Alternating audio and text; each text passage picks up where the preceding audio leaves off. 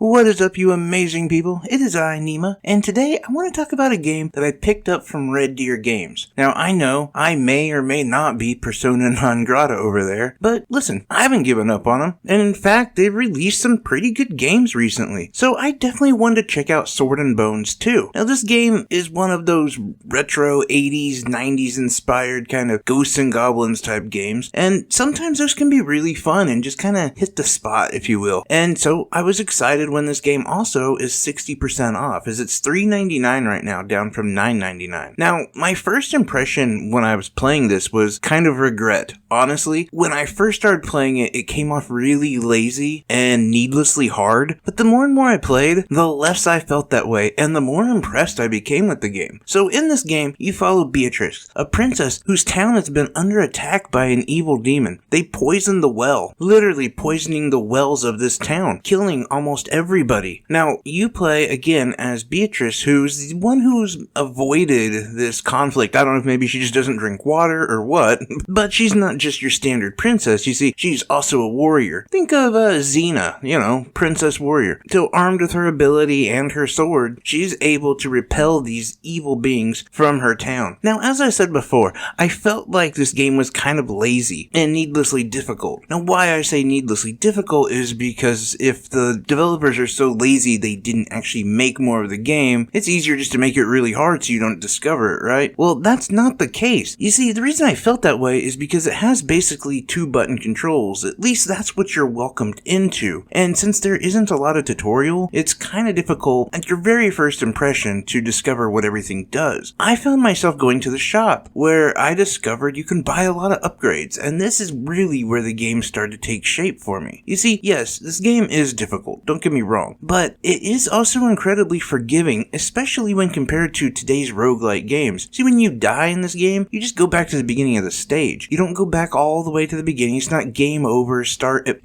point 0. No, if you're at level 1-4 and you die, you just start back over at level 1-4. As I said, the shop is where this game really takes hold. You see, you can buy a bunch of different items, including better shields, more HP, more MP, spells, and even boots that will give you like a double jump. So one of my biggest enemies in this game early on was, jumping. Beatrice doesn't have any ups, and quite often I found myself falling into many of the traps that are located in the stage. But once I was able to get the boots that allow you the double jump, that was over. And I really started to enjoy the mechanics of this game and felt less intimidated by the traps in the levels. But it's only 4,000 coins, and it's actually rather attainable in this game. And this is what I really like about the game, is the fact that yes, there are a ton of unlockables in this game that really actually expand it. And I enjoy that so much because it keeps you going. It really gives you an aspect of purpose when you're playing these type of games and why collecting money is so important. There's a ton of these type of games where, yeah, you can collect money, but it's not really that important. You don't really do anything with it. But in this game, it's like you're really unlocking the game's potential. And I gotta be honest, I really enjoyed it. It's kept me going back and back for more. In fact, I'm not even close to being done with it, so I can't get a real full review of it. But I can tell you that I'm about halfway through the game, and it's been one of those games that I can easily pick up and play for quite a while, and yet I can also just put it down whenever and come back to it, not have missing anything, and just able to jump right back into the action, because it is very pick up and play friendly. Yes, there's a story, but it's a very loose story, and like I said before, it saves your progress, so you can just pick up from where you last played, and if you died, you died. It's no big deal. It seems at the beginning to be very punishing, and then once you realize this aspect, then it really does open up a lot of accessibility for many people. I think, honestly, Red Deer Games has a really great game here. Because, for me personally, I like these retro style games,